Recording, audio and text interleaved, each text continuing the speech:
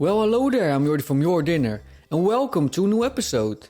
Today we're making a delicious watermelon salad. For the ingredients we need watermelon, feta cheese, black pepper, salt, fresh basil, olive oil and strawberries. Start by cutting the watermelon into pieces. I felt like a samurai fighter, so that's why I used a knife that's a little too large for this job. But use the knife you like to use. Try to cut everything into even pieces, so not too big but certainly not too small, otherwise it will quickly become a bit mushy, if you know what I mean. Toss everything in a bowl and set it aside. Now we move on to the strawberries. So remove the crowns or pull his hair out of his head, whatever you want to call it. And also cut the strawberries into small pieces.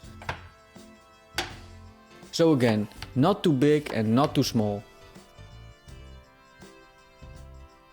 Add this to the watermelon and toss everything together well.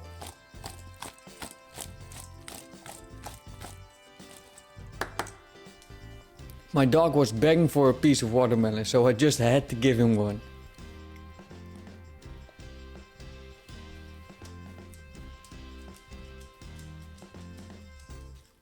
Now take the basil leaves and cut it into fine pieces. Add this to the fruit and toss everything once again. Crumble the feta cheese over the fruit with your fingers. Add some freshly ground black pepper and a good pinch of salt.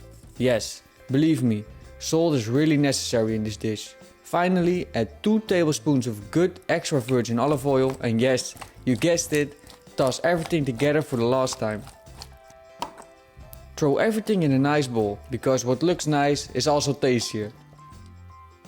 Add some extra feta and some basil leaves and you're all set for today. Enjoy! And that's it! It was a lovely recipe, right? With the sweetness of the watermelon and the strawberries and the saltiness of the added salt and the feta cheese. This is just a great salad for the summer days or any day, basically.